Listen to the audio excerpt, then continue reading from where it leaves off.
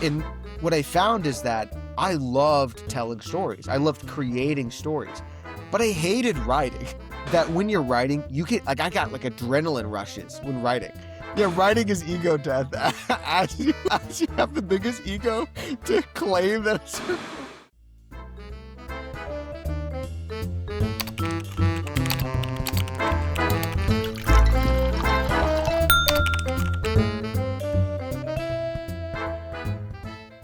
Hello, everyone, and welcome back to another episode of Novels and Nightcaps, the podcast where we read, drink, and ramble. My name is Nor, And I'm Gabe. and today we are having a very special episode because this is the first time we have the author of the book we are reading on the show. Isn't that right, Gabe? That's so pathetic. Yeah, that's true. That's true. Hey, an achievement is an achievement, and I'll take that win any day. So, that's right. Today we are going to be talking about Gabe's debut novel, The Bastion, which is now available on Amazon, both digitally and physically. Of course, we'll add a link down below in the description for you to check it out. Get your own copy. But today we're going to do things a little bit differently. It's not going to be quite a review, but more of a behind the scenes look at the story, its creation, and Gabe's experiences writing this book, right? So yeah, the first 15 minutes or so, thankful it's not a review. That'd be an extremely it will not be a awkward review. time. I give The it characters a 4 out of 4, 10. 3. Oh my gosh.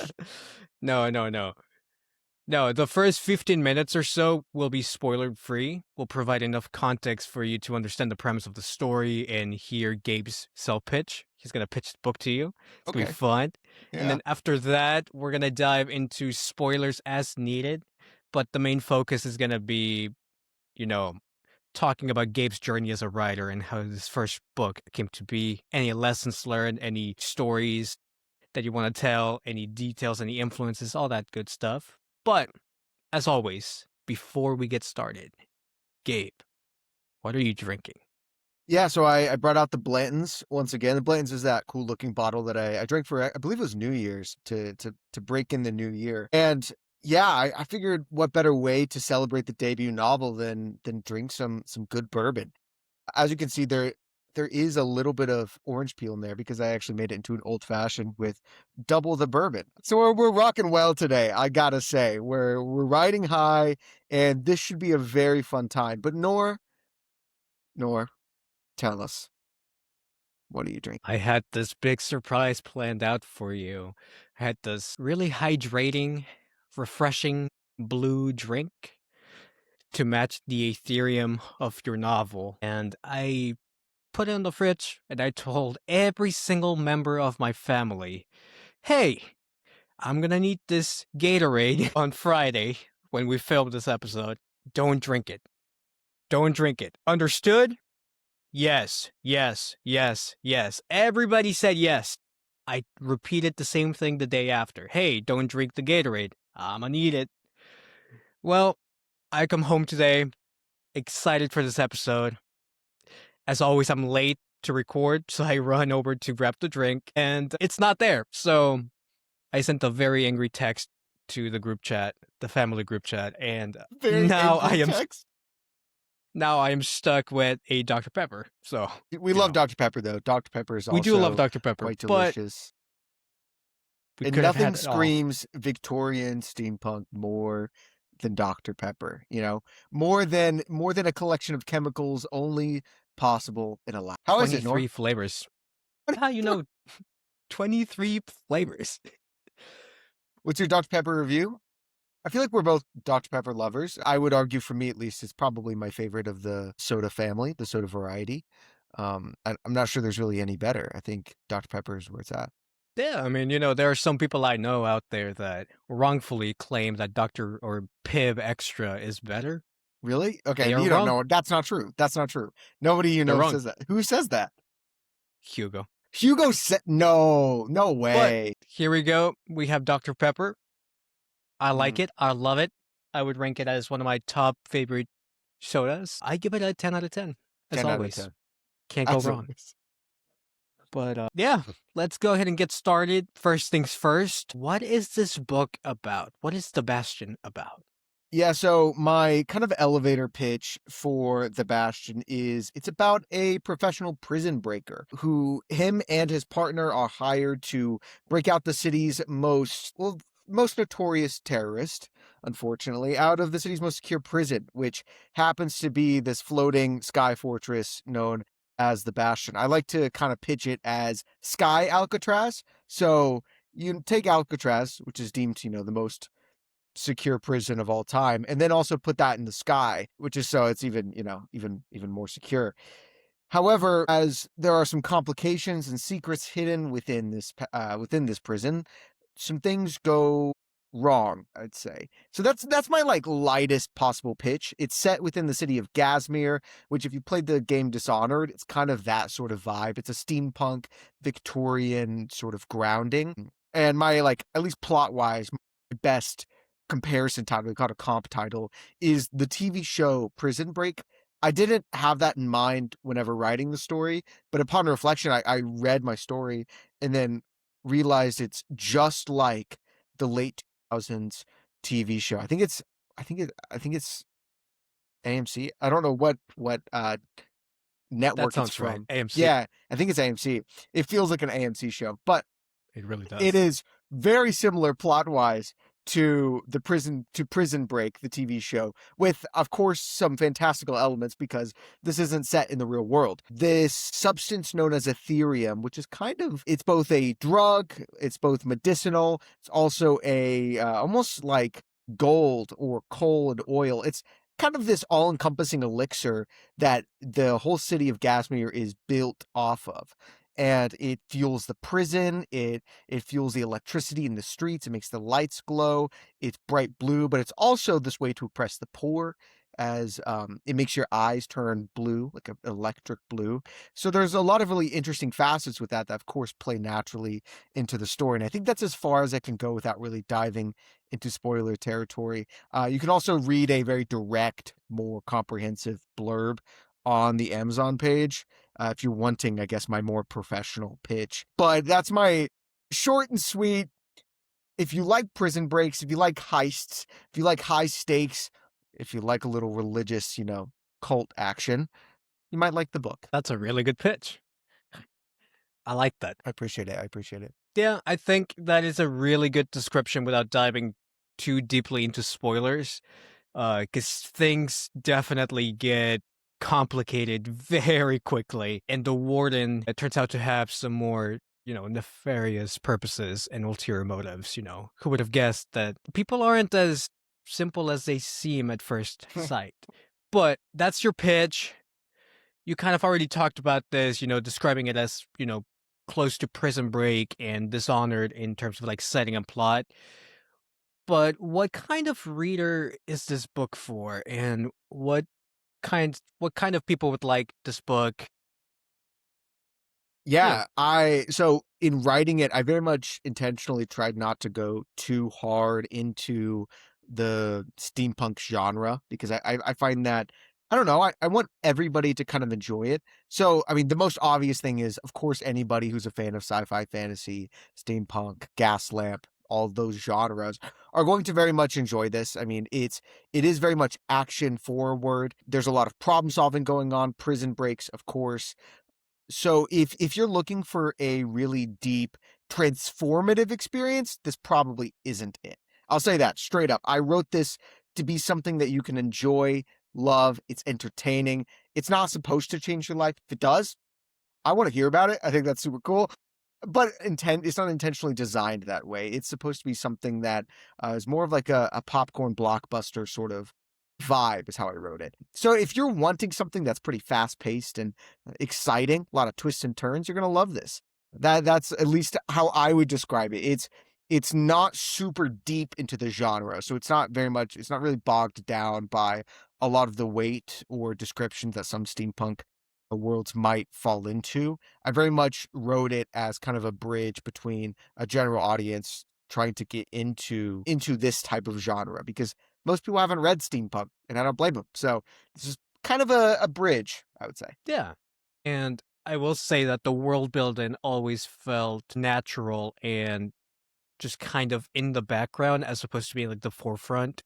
A lot of high fantasy novels really get bogged down by all this world building stuff. I hate it. Oh But my gosh. Okay, quick rant time. I listen, I love me a good world. I love me a good world, but I really hate big blocks of description that just are. I really like. I know that some of your favorite stuff is the lore building, the world building, those chapters that are useless for the plot but really essential for building out the lore. I hate that with everything in me. There's nothing. I get so annoyed when it's like, what is the point of this? And so you can definitely see some of that in this book, especially if you're going into it having that in mind. I try my best to have the world be more additive and not the plot is there and the characters are there, but the world I try to interweave to serve those other facets of the story. At least I try. How successful I am, of course, you're gonna have to read and find out. But that is more so what I intentionally designed it to be. The world is something to love, to be, immersed in, but it is by no means the star of the show, at least how I intended it. yeah, and it definitely came across that way, at least for me. And as for the fast-paced, like nature of the book, this was my second time rereading the book. Um, so naturally I read it a lot faster than I did the first time. But even so, for a 327-page book, I think I got the page number right. I don't know. For a 327-page book, it really does read fast. It took me like 3 days to finish the whole book again, and I think the way you divide it into the parts fit really nicely, like, on their own, that you can read them in one sitting, take a breather, then, pick it up the next day and keep going. So we already talked plot. We already talked, the audience. We already pitched this. What would you say is the emotional premise of the story? What sort of questions, what sort of philosophical themes, or what was your goal here when you were writing this? Aside from, writing a book and, workshopping those writer skills.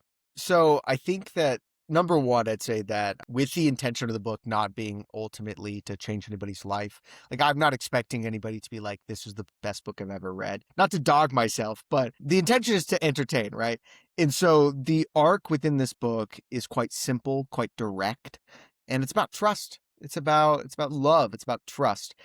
Very, very simple concept to throw out there, but there is another angle that I do think is a bit more complex. I don't provide simple answers for this angle as much, but it's also about the role of religion. Now, to kind of give a bit of an explanation for how I came to think of this book, basically why I wrote this book in the first place. How did I think of the idea?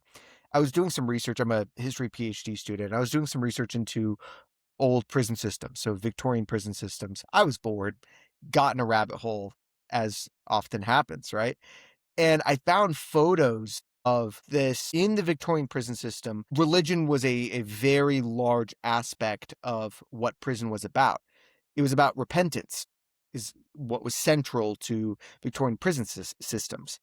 And so they had these pews that were individually designated. It was basically like little barricades. And you see this within the book. I literally pick that out of history and just like plop it down into the book, where every single prisoner is in their own little cubby, but they're still pretty much in pews where their only line of sight is to the person preaching, to the priest.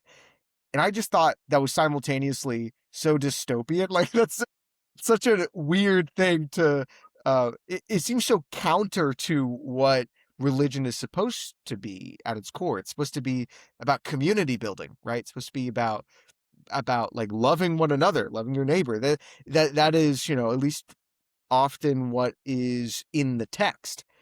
So how come in the prison system that seems to go out the window? Because you see such disconnection within the architecture of the space. And so that brutal architecture, this idea of being alone, while like that's kind of counter to what the actual source material is supposed to be preaching, that to me stood out as an area I wanted to explore. And you see some of the complexity of that within the story. So there's a very obvious angle of trust, but then there's some other layers beneath. Yeah, that scene felt, like you said, very dystopian, very I think that was the scene that really cemented the warden as a very intimidating figure. And so, without getting into much spoilers here, although we are starting to get into that territory, it just really got me excited to see our protagonist, our escape artist, kind of eventually meet this character because I was waiting for them to meet each other for the longest time, and you really draw that really well. The tension there, because he is a really scary villain. That first impression, really, really good. I had a beta reader, and I think this was meant as criticism, I'm not sure, call the warden a Disney villain. And I was like, that's some of the biggest, that's one of the biggest compliments you could have given me. In my head, I'm like, that's perfect. That's exactly what I want. Like the guy from Hunchback of Notre Dame, he's like one of my favorite villains ever. I mean, that's exactly who I want people to imagine whenever they see this guy. So I thought that was a really funny comparison. Yeah, that does track. He is a Disney villain. No, yeah, it is difficult to talk about this without too many spoilers, but that scene especially feels dystopian, I think, because it's not fake, because it is real. I think what makes stories feel the most intimidating and the scariest is whenever they have a real grounding in a historical reality. And so whether it be with that or any of the other books that we've read throughout our time on the Novels and Nightcaps podcast, is what feels most intimidating and most serious are things that actually have happened. It's not necessarily the great big dark power that's rising. It's rather those small details that actually do exist in the real world are the scariest things that we could face. Yeah, I think, guys, humanity's a little messed up sometimes. I mean, we've done some really, A really little, scary a things. little. That's crazy. You know, just a little messed up. But let's see, we already talked about the emotional premise, some ideas that you were thinking about. Let's go ahead and start talking more about the writer's journey here, right? And we're gonna Yeah. dive into spoilers as needed. We're gonna try to keep it vague, or but We are. Okay, so we are not going into full spoilers. Is that because I have some I questions for think you. I have questions for you. So, for those who don't know, Nora was one of the first he's part of my writing group, one of the very first people to read the story, and it changed significantly from the first time you read it, like the very first draft, compared to the product now. Like there are some changes, which I'm sure you saw rereading the book. Um, and so I want to talk about those as well, which are very like detail specific. And I think some people might be interested in because it has to do with the process of writing, to see the changes that come about after you write the story. So I is that okay? Is it okay if we talk yeah, about yeah, some yeah. changes? No, Okay, we'll talk spoilers. We'll talk spoilers. let's go. So if you wanna check this book out, and you definitely should, You definitely do. go Yeah. ahead and pause this video, click the link down below, get your copy, read it, go through it, enjoy it, annotate it, highlight it, whatever. That's good. Share That's your good. thoughts, Yeah, leave yeah. a review Review on it on Goodreads, Goodreads. Everybody, make sure you review it. Make sure you review it. Helps me out a lot. Helps me out. and then come back here and listen to the behind the scenes. Or if you are interested in, you know, gathering context about this book, stick around. But, Yeah, some people like to know definitely check this spoilers book out. beforehand. My wife, for example, I finally got her to read it, and I'm not gonna lie, it took a while. Like my family all read it. Like my mom and my brother are not big readers, I'll just say. This isn't any offense to them. They're just not big readers. They sat down and read the entirety of it before Laura, which Laura reads. It's like she reads. I understand, because there's an interesting thing about like the burden of a loved one in reading their significant other's work. Like there is an actual, I fully understand in my logical side of my brain the burden of saying like, what if I don't like it, right? What if actually it's trash? Or the opposite is I want to make sure I appreciate every single word. And there's a lot of like anxiety and in having to pay attention so closely. But I eventually did convince Laura, despite all those valid reasons not to read it, to read it anyways. And I don't know where I was going with that, but she finally did read it. And but oh yeah, before she read it, she made me sit down with her and tell her all of the plot twists and all of the characters that die and exactly what happens. And I was like, if this is what it takes for you to read the book, I will happily do it. Because her excuse was, I can't look up spoilers. Like, I can't look them up. This is on record as the first place where you can get spoilers for the Bastion. So let it be known, if you're into spoilers, this is the first place to do it. So I guess after you listen to this, go look up the Bastion by G.S. Creech. That is, I guess, my pen name. It took a lot of thought actually into figuring out what I wanted to be called, because there's something like, I don't know, kind of goofy about being like, I'm Gabe Creech. I don't know. Whereas G.S. Creech felt very studious. Yeah, and it fits the vibe of this book, I think. The persona of the book, exactly. The persona of the book. That was my intention. So yeah, The Bastion. It's a novel by G.S. Creech. But anyways, I guess I didn't think about it. This really is like an exclusive interview. It's the first of many to come, I'm sure. First of many to come, exactly. Yes. Which I'm still surprised because, like Brandon Sanderson always says that like a lot of people, like a significant amount of readers, before buying a book, they'll check out the last page and see if their main character or the character they love is still alive, which is crazy to me. But, yeah, if that gets more people to read a book, then by all means, who are we to stop them? Who are we to judge? We are not the warden. Exactly. We are not. Who are we to judge? We are not the warden. For real. All right. Here we go. Spoilers. Now, were we planning ahead in this one, or, just discovering the story as it unfolded? I mean, I know the answer, but I want to hear you say it. For the audience, it was very much discovering it as it unfolded. I did find, and I still do that. Like I just finished up my second book, which I'm sure we'll talk about just a tiny little bit sometime in here. A tiny bit. And I'm a chunk of the way through my third book. I'll be writing. I'll say that. I'll be writing. And what I found is that it was a real process to figure out how to love writing. I have started and stopped many books in my journey. I've like started writing a book, gotten like 40, 50 pages in, and then quit. Done that a lot. And what I found is that I loved telling stories. I loved creating stories, but I hated writing. I really, really hated writing. And for the Bastion, I decided to myself, you know what? I'm going to start something. Like I have a basic idea of, okay, prison break story. I like prison break story. I had this Victorian element that I wanted to roll with, and I just started writing. I started with the prologue. I know some people write the prologue after then add that on. When I started with the prologue, I just wrote and just let the story kind of develop. And what I found was I would plan ahead like a chapter or two. I would plan ideas, and I had ideas of where I wanted the book to end, right? But I didn't know how I was going to get there.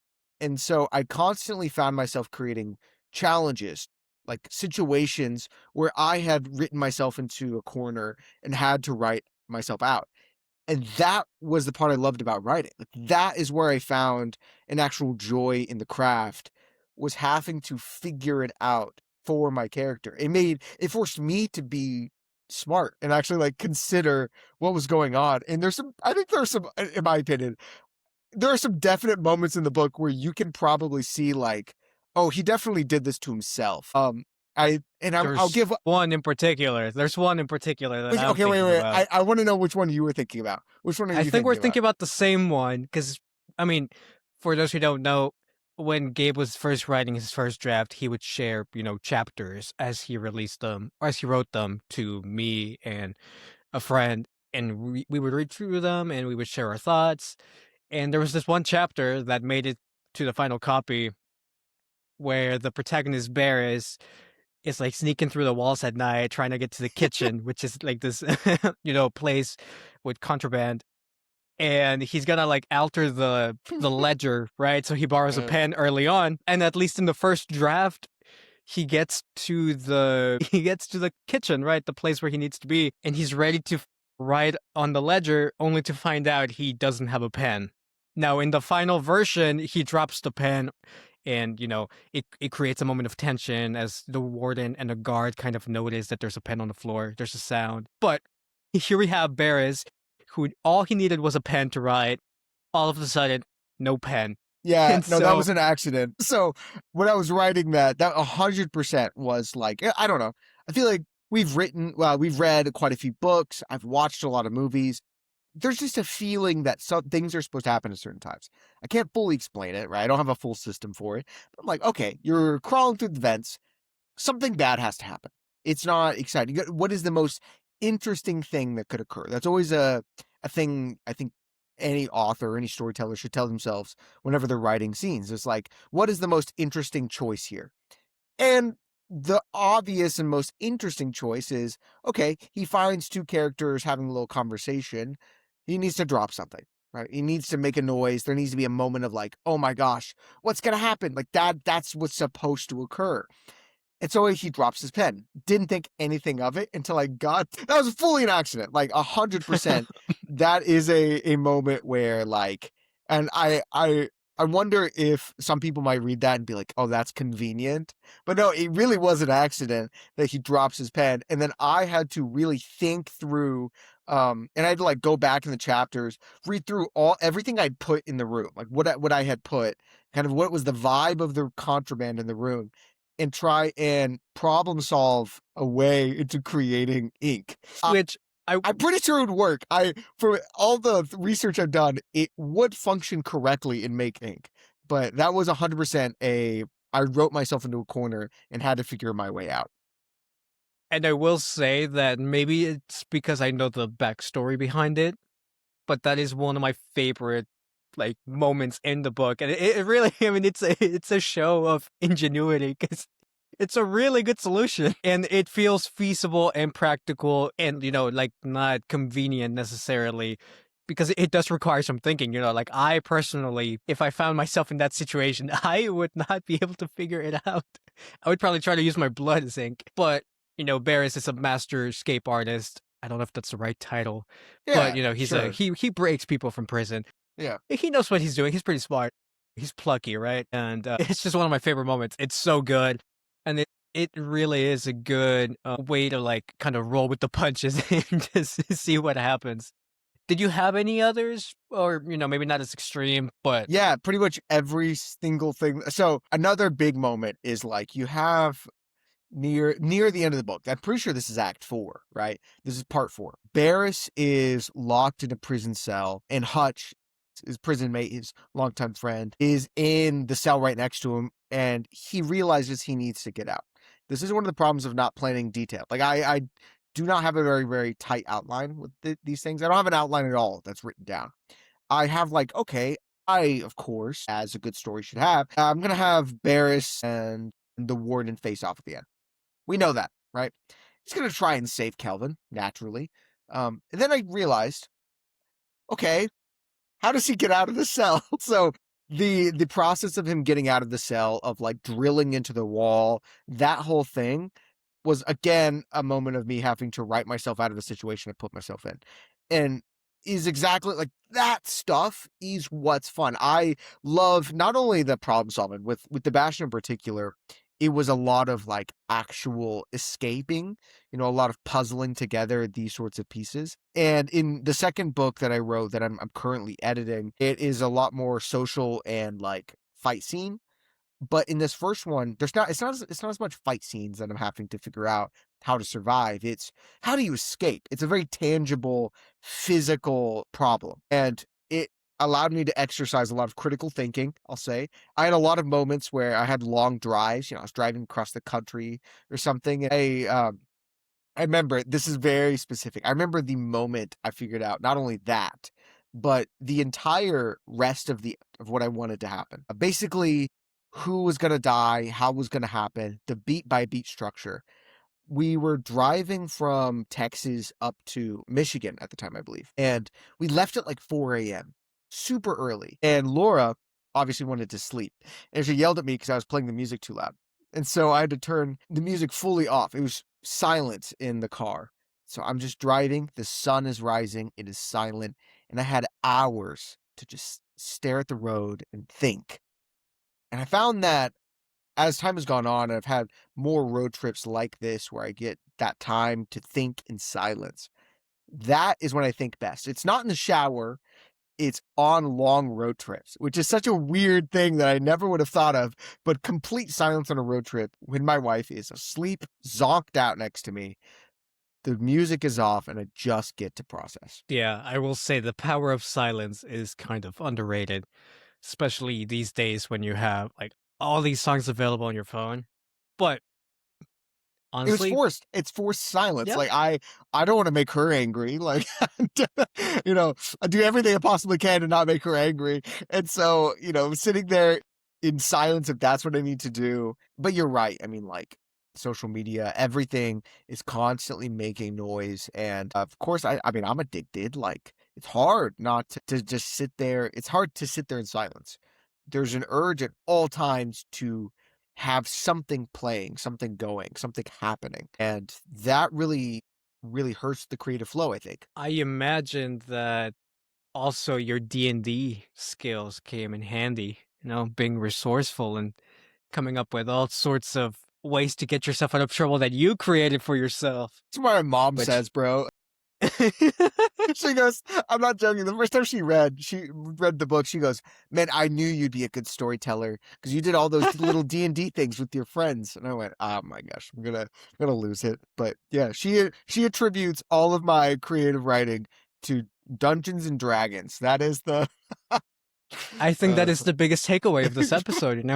If you want to yeah, be a writer, you need to they play play some Dungeons and D&D. Dragons. This is a promo for That's D&D. ridiculous. But I mean, it does help. It does help. Realistically, the improv does help. And I think it helps you realize like how a story flows, how people speak. That's honestly a big part is, we don't go around creating dialogue in everyday life. Like that's not a thing, but we know when it doesn't feel real. We know when it sounds wrong.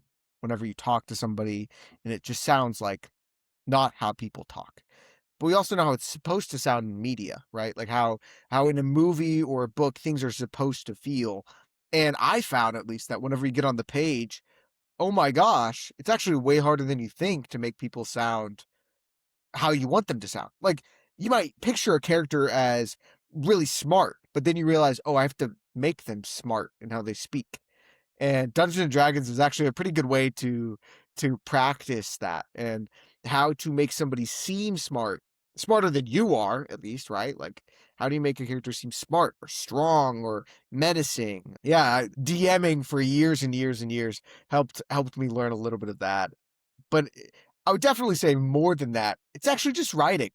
Just writing is probably the best way to learn how to write. And I learned a lot from this first book. A lot that I in retrospect wish I did better at, but the book is here and I'm hoping people enjoy it. that actually brings me to my next question, which is, like, what are you most proud of with this book? And if you could do things differently, which I imagine there are some things that you would want to do differently. Yeah, definitely. What would you do? So I would say this is, to be very like straight up, not traditionally published, right? So I did not have a team of people rooting for my success. I had a few good friends. I had an artist that made a beautiful cover. I had a few people that want me to succeed, but that's not their job, right? So for traditional publishing, you have a team essentially, like editors and such, that their job is to make you succeed, to help you make the best book possible. And I didn't have that. And that was an intentional choice. I wanted to learn this process myself and learn how to edit, learn how to do some of these things. And I screwed up a lot. But the thing I'm most proud of, I would say, is the plot. I'm very proud of the actual story that I put together. It flows well, like it works, it makes sense. And that is something that a lot of authors don't have. Like a story that makes sense is surprisingly hard to strew together. Something that is cohesive, feels like it comes together in the end. You have a few loose ends that, allow yourself to have space to write more. but also is complete within itself. Like I'm proud of that because where a character is, where Barris is at the end, it's fundamentally different from the beginning, and he changes over the course of the story, and the people around him change as well. That's good. That's what's supposed to happen. But it was hard to do. It was really hard to do, and so I'm happy. I'm happy, very very happy with the plot. The thing I want to change the most is the prose, hands down. I've learned a lot since then, and I definitely think that, in my opinion, parts of it I would improve significantly. Some of the stylistic choices I made regarding, like, this is really nitty gritty, but I'm gonna give it to you. All right, this is really specific. But like paragraph length, for example, I find that I have very short paragraphs. I'm wanting to lean more towards like block paragraphs than, lines to stress a point, something more like that. And I would say having shorter paragraphs makes things very easy to follow, very direct, but you lose some beautiful description and you lose some of the impactfulness of single lines by doing that. So in the editing process for my second book, I've been trying to change a little bit of that a lot more. Whereas for the Bastion, it didn't make it into it because I'm growing, I'm learning, and writing books is part of the process of learning. And so I want people to see this, to enjoy this, so that whenever I write something new and release something new, they can see where I've grown. They can enjoy something different and hopefully something a little better. We'll see. But I'm very proud of what I'm putting out.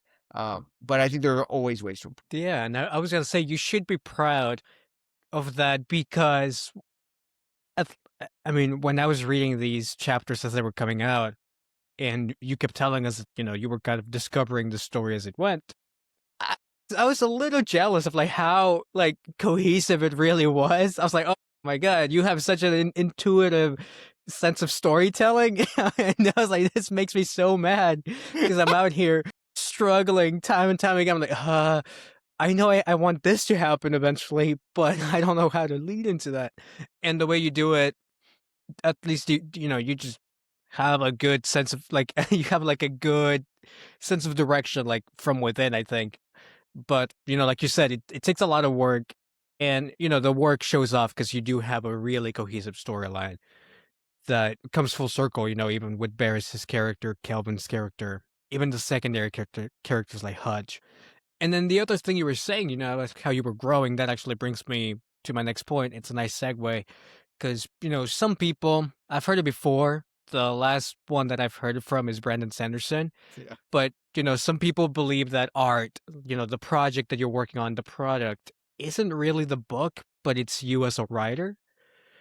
So I was just going to ask you, what did writing this book force you to learn about yourself? What were some things that changed? How did you change? How did you grow, both as a writer and, in general? Yeah. I think number one, I consumed a lot of like Brandon Sanderson. I mean, he was my number one most viewed channel for, for 2025, and that shocked me. But like his lecture series was really really useful, very very impactful. I took pieces of it and not others. So I would say anybody who's actually wanting to write a book, who's feeling inspired, watch those lectures, because for me it really trained my brain to think about the story more. And when I would watch them, it actually just, I don't know, put me in it made me want to write, which is a good place. They're very good. It's a free lecture series, so go watch those. But how did I grow?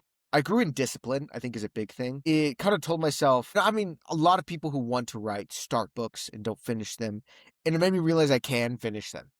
And actually, the real scale of work is not as much as I thought. And I know that's surprising to say, but like, the Bastion is 100,000 words.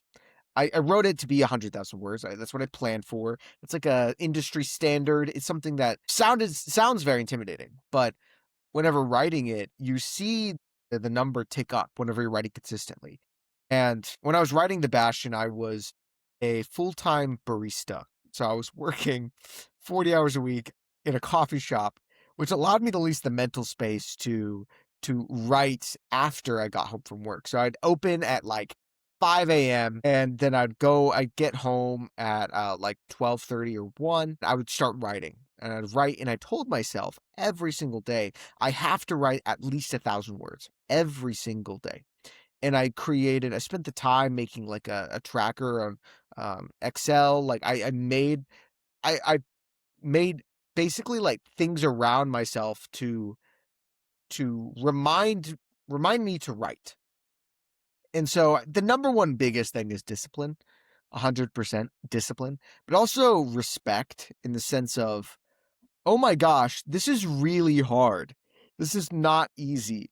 And so a little bit of, a bit actually, of the ability to humble myself a little bit. Like I definitely felt humbled after writing a book because you realize how difficult this is and how many people can actually do it super well. Like whenever you read something like Brandon Sanderson, for example, you realize how much of an expert he is because of the fact that he's able to do this time and time again, right? Like I mean, he doesn't really have many misses. And so I definitely felt humbled by this experience. And leading that into my next book, I was able to 100% realize that I'm not all that, right? Like I'm not all that. I have a lot to work on. And because of that, I need to focus. There are things that I'm not good at and there are things that I am good at. And because I'm not good at some things, I need to really, really focus on trying to do those better. And so, like, my prose is a good example. Like, I wanted to, after the Bastion, I wanted to be better with my prose because reading it in its entirety, I realized of how many mistakes I made, how many problems I had that I wanted to do better at. And I guess personally, like emotionally at least, it wasn't necessarily impactful emotionally. I had some moments that I was excited, right? I guess one thing I didn't realize is how much of an emotional impact writing the story actually has on you in the moment. It is the dumbest thing. It's so dumb that when you're writing, you get like I got like adrenaline rushes when writing. Like I got an adrenaline rush from writing an intense moment. And it's so stupid because I'm the one inventing it. Why just or like something really sad, you know, like I cried while writing this book because of something emotional. It doesn't make any sense. But of because of the fact that to write it well, you have to fully enter the space because you are all of the characters. You are everybody. So you have to enter a very specific headspace in which you have an ounce of sympathy for everybody on the page. Right? That's important. For that to come across well, you have to feel something. You have to have some sort of connection. And then lastly, I definitely learned a lot about what I value as a writer. Um, and I value pacing a lot more than I expected. I still love a lot of books that have very slow pacing and that really take their time. I have a lot of value for those. Like I love those books that even the books that I don't like how the world built, I still very much appreciate it. You know, Roshar wouldn't be as grandiose as it is without those long paragraphs explaining everything and anything and everything. But I very much learned to value a story moving forward. The feeling of movement, I think, is big. The feeling of things happening, like actual things happening that make sense and matter is huge. And I think I learned that as the book went on. So yeah, honestly though, like I didn't my soul didn't change from writing the Bastion. I didn't leave it having a fundamentally different worldview, but that's not what the intention of the book is. I did, however, I did get humbled, especially through the extensive process beyond the actual first draft period. You know, having beta readers read it, having you, like an alpha reader, read it, having ARC reviews come out, it's not possible to have a huge ego. Like, you can't. But at the same time, you can't have such a small ego that somebody criticizing something ruins your life. Like, it's a very fine balance of measuring yourself well. And 100%, that is where I learned most from the Bastion. Right. I mean, writing is ego death, said someone famous. I don't know who. I can't remember their name, but I remember that quote. Are you looking it up? Yeah, of course. Who said it? There's a whole list of names. Who cares?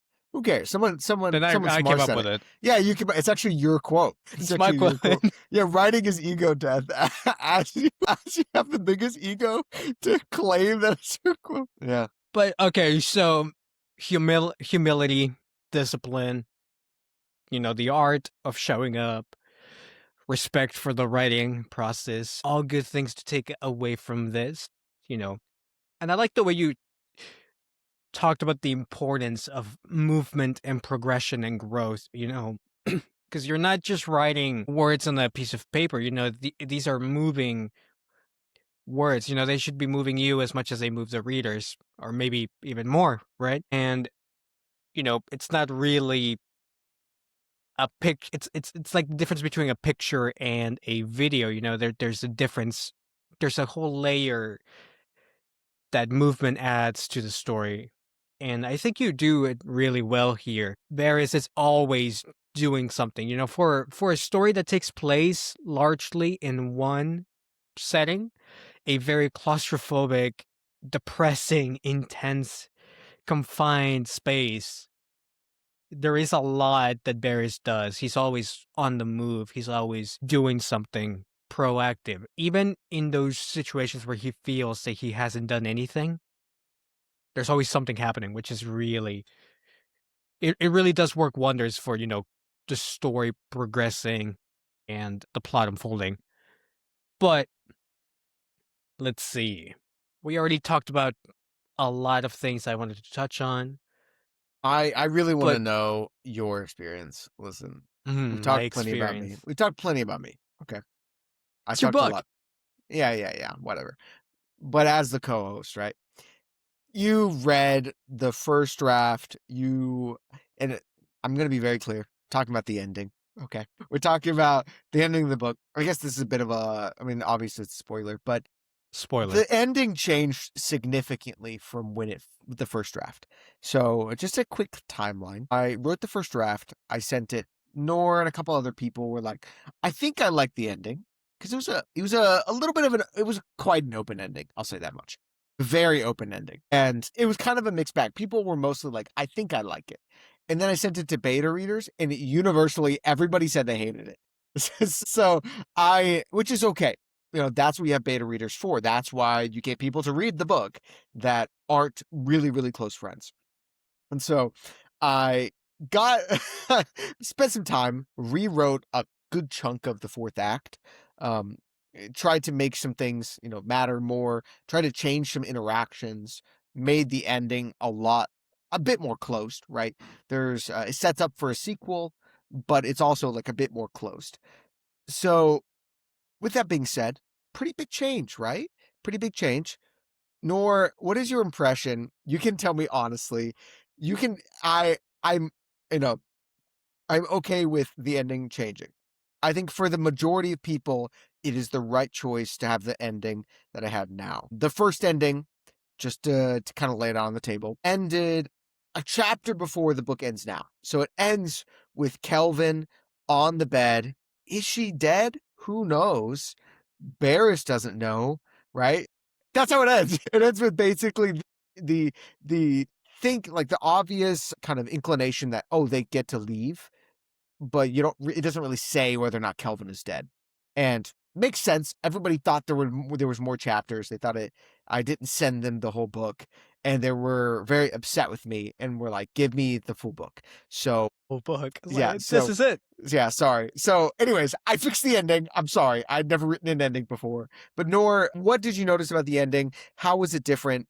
Did you like the change, or did you prefer it the original way? I think I was one of the people that really liked the open-ended ending, but that's just a personal preference. Like I enjoy the idea that there's more to explore, but simultaneously this could be it. And the new ending also does that, but it definitely leans into the what's going to happen next.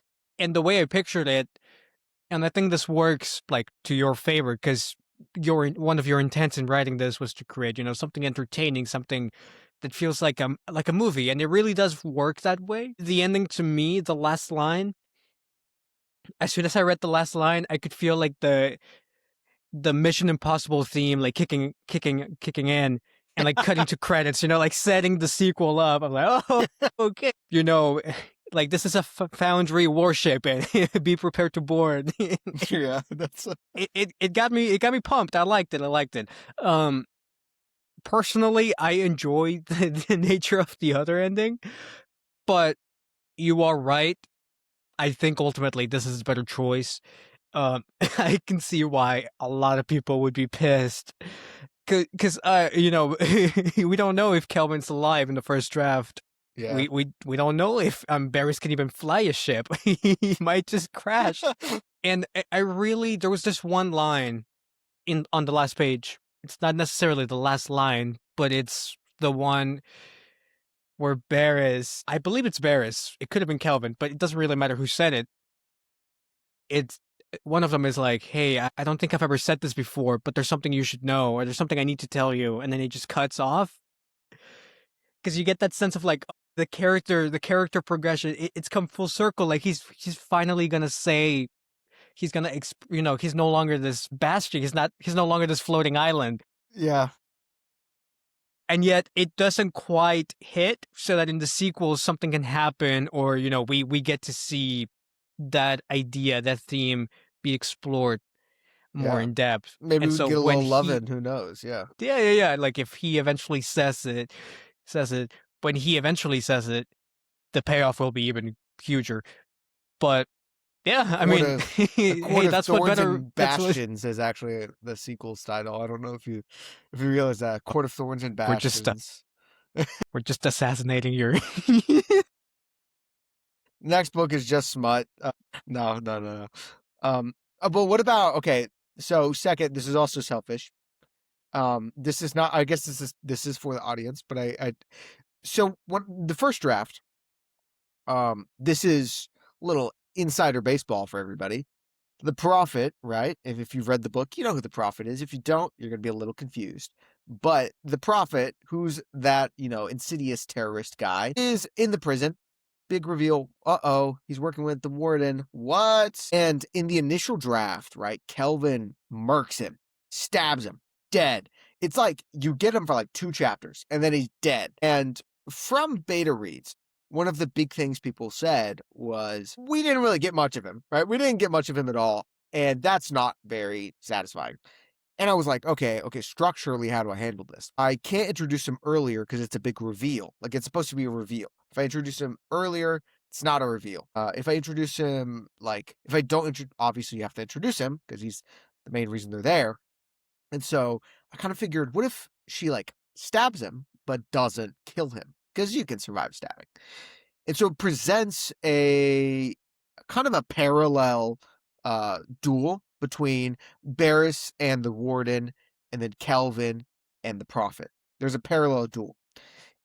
And this was part of my big edit. Just for everybody, that didn't exist in the initial draft. Kelvin did not fight the Prophet. It was just not there. Like that scene, not present. Not at all.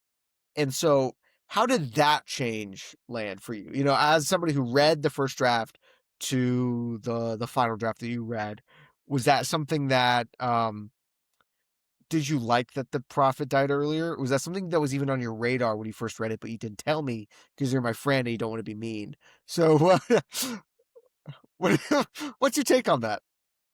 Right, right. The shock factor was there in the first draft where the prophet dies. I was like, oh crap, the whole reason they're here is just gone. I believe that was one of the chapters that made me audibly react, like, oh crap. Aside from the whole Patty POV chapter, which you still kept, but that is that is my one gripe I with think this it's book. so funny. I kept it because I thought it was funny. I'm not gonna lie to you. Anyways, continue. So yeah, that one did piss me off.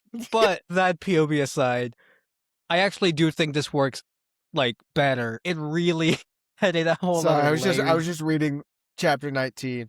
Patty leaned forward, staring into the mirror in his own fading blue eyes. It's It like, just oh, I always think of that sentence. wow. It's like, don't worry, darling, daddy's coming home. And then he gets killed off in the next chapter. That's so funny. Oh, it's so funny. Because, nobody's going to shed a tear over Patty dying. I think it's kind of funny. I don't know. I was like, because I know that when I was writing it, I'm like, and honestly, with all the reactions and stuff, nobody cared that Patty died. Everyone was like, oh, yeah, he got murked. Of And course he so dies. I was like, I think it's kind of funny. Maybe this I think the reason I wanted to do that was because of the Suicide Squad.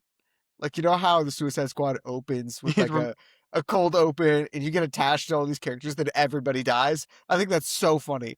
It's like, I don't know. Anyways, continue. Continue with what you're talking about with yeah, the I'm really Prophet. glad you brought up Suicide Squad because it did remind me of specifically Milton from the James Gunn Suicide Squad, who just walks in with the team and just gets murked, and they don't even know who he is. But no, I actually do think adding the whole chapter with the Prophet surviving and fighting Kelvin and that paralleling Barris and the Warden really works because one of my gripes with the first draft was that Kelvin didn't really get much of a beginning or an end.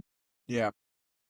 She has a lot in the middle. In the middle, I really liked her in the first draft, but I didn't care for her at the beginning, and I didn't really think much about where she ended off Yeah. at the end of the book, especially because we don't really know her fate. She loses like that agency Yeah. in the last few chapters. And so having her, actually make some choices, fight the prophet, finish the job, save the people of Gasmere. I really liked the way it connected with Barris and the Warden, but also with the interludes and the whole fight that eventually leads to Barris and Kelvin being estranged for a little while, like like taking ownership of things that maybe don't necessarily involve them at first, but I did really think that that scene helped get Kelvin to come full circle. So I actually do think it worked in their favor. And we still get the prophet to die, so Yeah. there's Yeah. that. He dies kind of a little bit more brutally. I feel like it was quite gross. Yeah. Anyways, yeah, I was curious about that because that is something that like I don't know. I not that I was hesitant to change. I was very much like ready to change things. But whenever you're writing a story, whenever you're setting out to write a story, you have something in your head, right? You have an idea. Now, Kelvin's lack of agency was always a concern of mine. That's why I include some perspective, some chapters from her perspective, because I didn't want to fall into like damsel in distress situation. That to me was something I was not wanting to write into, as especially as a white male author. That just seemed like a bad look to basically say damsel in distress. This hero goes and saves the day. That just seemed like not wise. So I was really trying to write against that, and that's initially why she killed the prophet. But I think you're right. It leaves this open end at the fourth act where she's kind of done everything. She did everything she needed to do. And so I, in the original draft, created something for her to do, but it just didn't feel. I pretended as if it was impactful, yet it didn't land. And the thing is, beta readers did not recommend this. That's a huge thing I learned. Beta readers don't tell you how to fix the problem, they just tell you the problem. And I had to sit down and think for a long time about how do I fix the problems of this story? How do I fix the lack of agency? How do I fix that ending? How do I fix it? Nobody tells you how to fix it.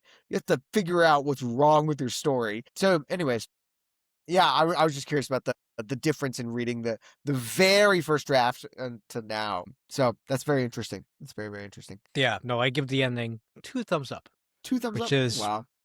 all the thumbs that I have. I mean, I have my toes, but I'm not gonna do that because that'd be weird. Two thumbs, two toes up. You can imagine. But, I don't want to. That's not something I want to imagine. That's horrible. one thing that doesn't really relate to anything we've been talking about, but I did want to kind of praise and talk about, but I just never found a way to talk about it. The way you use fire in this book, specifically character deaths, and how a lot of characters died to flames here, Yeah, that's true. but they all died differently. And it's almost like a reflection of who they were. And, like some people just let it consume them. Like Crow, who believes almost, like this is what he deserves for betraying the warden. He just takes it, he accepts it. And then you have Commissioner Fishborn, another, powerful, prominent figure, just defiant, almost trying to like not die, which, Yeah. makes sense. Who wants to die? who was Yeah. to be engulfed by flames, but he like fights through it. And then you have the prophet, and I really enjoy the way, the furnace almost felt like its own little character. That's why it's on the cover, But baby. it's beautiful. Well, that's it was a big thing of trying to figure out should I put the Bastion on the cover or the furnace. And I mean, I put it up to a vote, and pretty much, I mean, to be honest, the furnace one just looked better. But I also think it's exactly what you said, like flames and being purified almost through fire, right? Like it's the best way to purify. And so, I mean, whenever you need to drink water that's dirty, you boil it. And so, this idea that redemption comes through purification, and purification comes through fire, is something that you see a lot in the story. And yeah, I mean, yeah, of course, I wanted to make sure that people died, but also people die in ways that reflect their character, right? And so it's only right that people don't die the same way. They all die, but they don't die the same way. People handle that very differently. Some people grapple with their mortality. Some people are afraid. Some people like. I mean, you obviously said exactly what you said, right? Crow doesn't. He kind of is in a place where he is resigned to the fact he's going towards the flames with a bit of honor, almost, right? Yeah, Fishburne is like, this is crazy. Y'all are dumb. Y'all are crazy. Not happening. Very grumpy. Rightfully so that he's dying. And then, of course, you have the warden who, you know, he just And then you have tumble. Weller, who just kind of falls from the top, and his bone stabs Kelvin, and she passes Oh my God. out. Okay, Which this is wild. one You of know my what my favorite brother one of my said? favorite scenes. You know what my brother said? My brother read that and then called me and then said, so my brother, for reference, is a firefighter, right? Deals with a lot of traumatic stuff on the day to day. And he goes, that's not what bones sound like whenever they fall from that high. I went, listen, man, I love you. I love you so much. My goal here is not to hit ultimate realism. Like, I don't, I'm not trying to actually depict what it actually would look like. It's supposed to be not real, but he was trying to give me tips on how people actually look, how it actually sounds. For the record, I love that scene. Yeah, no, It made that's it one of my made, it favorite made me scenes. react audibly, and I had to, do a double take to make sure that I read correctly that Kelvin got stabbed with his bone. But anyway, I know what you're cooking up next. Yeah, I even have a first draft. I you believe it's the do. first draft It is. sitting I on my gave you the first Kindle, draft. Yeah, which I will be reading shortly. pretty soon. Yeah, Yes. But for the listeners, I'll give a what's next? a little What's sneak peek. next? Yeah, Sneak yeah, peek. go on, go on. This is It's actually the exclusive. exclusive hot first sneak peek. I'll give a little sneak peek.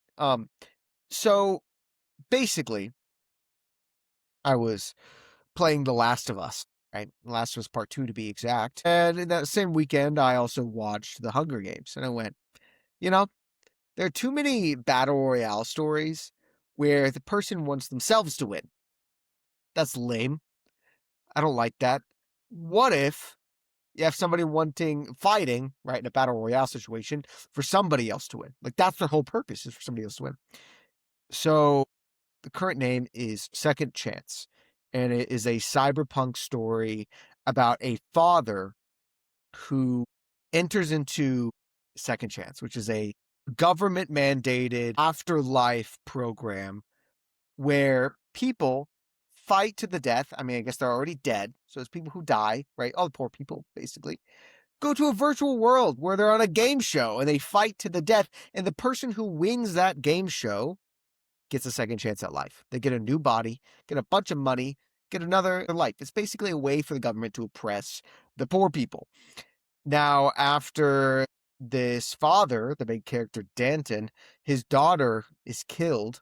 He kills himself to enter into this game show to make sure his daughter wins. And that's the basic premise. I will give nothing more. That's the very most basic premise. It's a very different vibe from The Bastion, and it's a very different story. So I'm excited eventually when people are able to read it, and I'm excited to fix whatever Noor says is wrong with it. You heard it here first. Second Chance coming out June 2026. No, that's not I'm true. playing. That's not true. That's 100% not true. Oh my gosh. All right. Well, I'm excited to read that. Just as the listeners here should be excited to check out the Bastion, go ahead and click the link down below. Get that copy, review it on Goodreads, do all that good stuff. Gabe, you should be proud of this. Appreciate Great it. job. Did you finish your drink? I did. I never not. I never not. Did you finish your drink? I did. All 23 flavors. Wow. Because here at Novels and Nightcaps, we finish our drinks. Good night.